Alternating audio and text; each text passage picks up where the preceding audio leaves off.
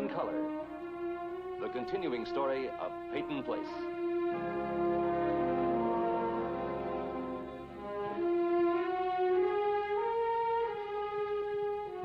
Starring Dorothy Malone as Constance Mackenzie, Ed Nelson as Michael Rossi, Ryan O'Neal as Rodney Harrington, Barbara Parkins as Betty Anderson, Tim O'Connor as Elliot Carson, Christopher Connolly as Norman Harrington, Patricia Morrow as Rita Harrington, James Douglas as Stephen Cord.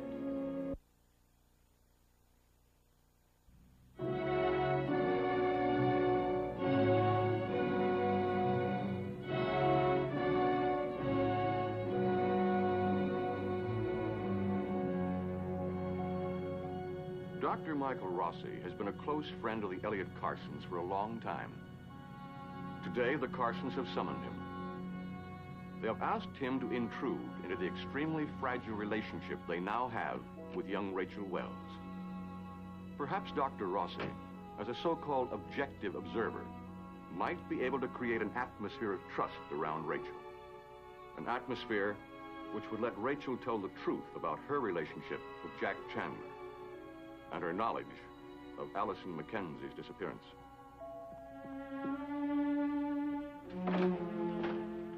Thanks for coming, Mike.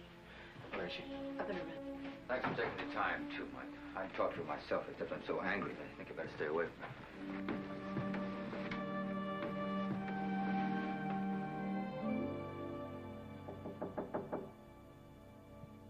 Rachel? Rachel?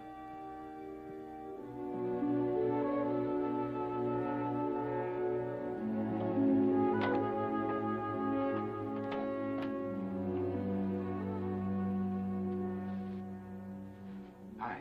Just thought I'd come by and see how you were doing. I heard your car. I was afraid it might be the police, or... Chandler? The police will catch him. I don't think you have to worry about him anymore.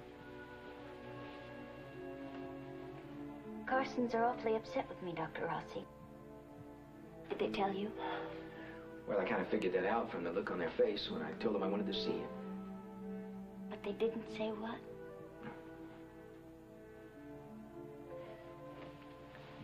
Rachel, come and sit down a minute. That sounds like a doctor after he's examined his patient. No. You've never been to New York, have you? Well, after all this is over with Chandler and things are back to normal again, I want to take you there. I want to take you and Connie to see New York. That would be wonderful, but she'd never go anywhere I was going. Oh, yeah, sure she will. I mean, I'll smooth all this out. And I don't think you can. I don't think anybody could. Oh, yeah, sure. Connie loves New York. I mean, she feels the same way about it I do. The same way you'll feel once you see it. New York is a wonderful place. Well, it's a fun place to get lost in. It's kind of like a forest, really, with all the trees and the birds and the flowers and everything. Of course, in New York, you have the skyscrapers and little tiny, narrow streets with busy people, fast-talking people, and little shops and restaurants and policemen on horseback. And a lot of wonderful old neighborhoods where people scream at each other in 20 different languages. And I'll take you to see my little old neighborhood, where I took my first shower in the water of a street cleaning machine and broke my first window. Kissed my first girl. And a lot of other ancient and interesting historical landmarks. Do you remember when I kissed you? Yes, I remember. Rachel, I think... Why do you want to take me to New York? Why should you? Because I care about you, and I want to see you enjoy yourself. You pushed me off on Rodney every chance you got. Rachel, you've gone through a lot of difficult and unfortunate experiences. They put you up to this, didn't they? Mr. and Mrs. Carson couldn't get anything out of me, so they sent for you because you were my doctor. You were my friend and my protector, and they knew I'd do anything for you. That was just a trick, wasn't it? Talking about New York and smoothing things over. Well, wasn't it? It was just a trick to soften me up and get me to tell you what I wouldn't tell them. Now, wait a minute. Just wait a minute. Soften you up. I would like to see someone try to soften you up.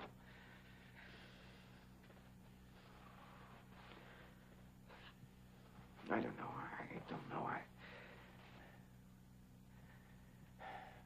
Why do you hurt these people? How can you come into their home like this, accept their love, and then lie to them about their daughter or how much you know about their daughter? You want love? All right, you get it. And then what do you give back in return? Nothing but lies and then deceit and then double talk. And, well, I get so angry sometimes, not at you, at me, for asking them to invite you into their home to...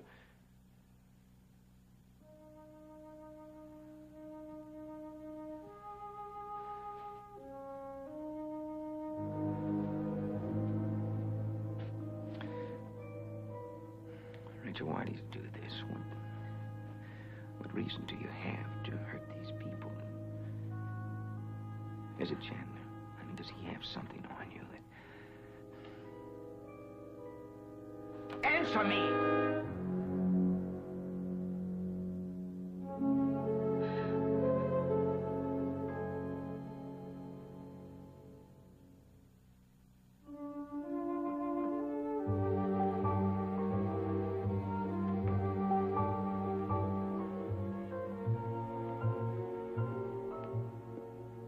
Anything I can do for you?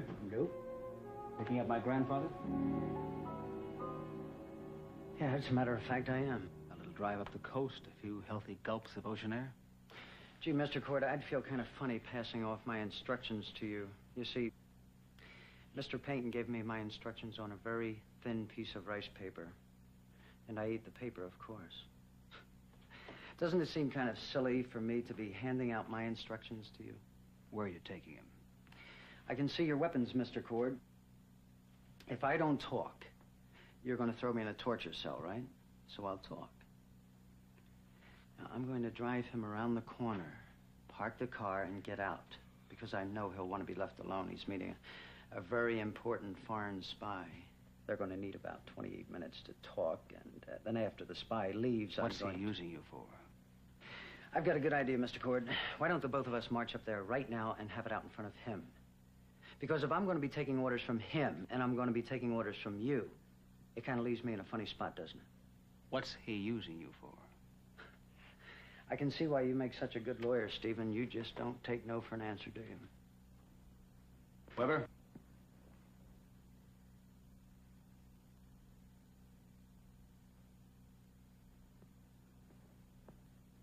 Let me tell you something a bit too complex for that wee little mind of yours. My grandfather's sitting up in his room right now, laying out his strings for the day. Strings attached to me, to my wife, and a lot of people around here.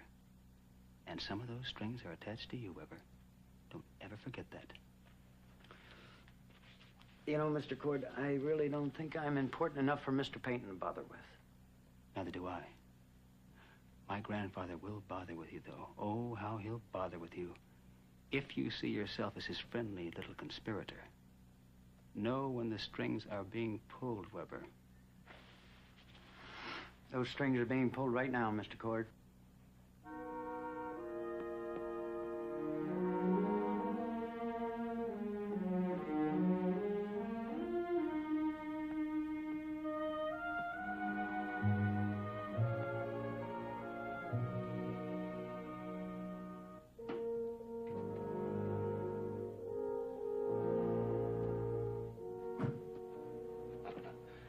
Is hanging out.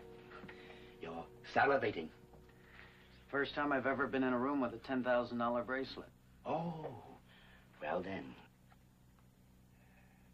So that's what $10,000 worth of diamonds look like. $10,000 plus state tax, federal tax, and theft insurance.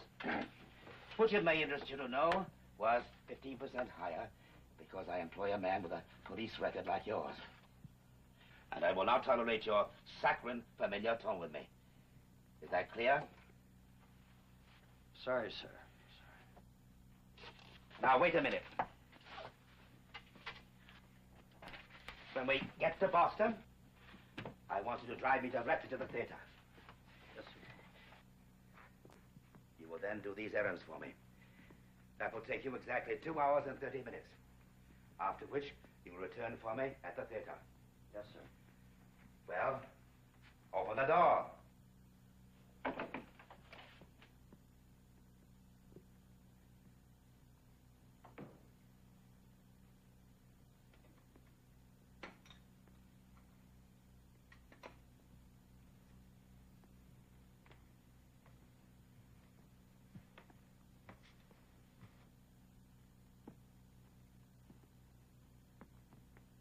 afternoon, Mr. Peyton. Oh, it is a good afternoon. I'm off to Boston. As if you two didn't know. What's the occasion? You needn't wait dinner for me, Betty. Very well.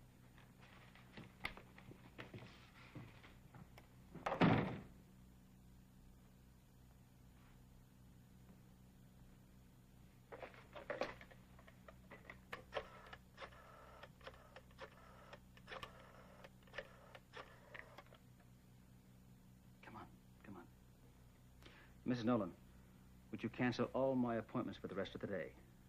I just remembered I have to go out of town. I'll see you the first thing tomorrow morning. What was that all about? You never told me you were going out of town. You're going to Boston, aren't you? You're going to follow Mr. Peyton all the way to Boston and spy on him. That's right. Stephen, that's ridiculous. Well, thank you for the encouragement. I'll be back late, around midnight. Stephen, I'm serious. Why are you playing cops and robbers, following Mr. Peyton all the way to Boston? Mr. Peyton spends $10,000 on a bracelet for a woman. Isn't that what you said? Yes. Or what woman? Mr. Peyton's favorite chorus girl, his childhood sweetheart? Or the first woman who walks up to him in the Boston Common and asks for a handout? Now, what woman? He never talked about any woman. And suddenly he had a bonded representative of a New York jeweler fly out here with a $10,000 bracelet. Now, yes, I'm going to follow him to Boston. I'm going to spy on him and see if I can find out who he gives the bracelet to, hoping it will prove another example of Mr. Peyton's incompetency. And I have nothing more important to do than that, Mrs. Cord.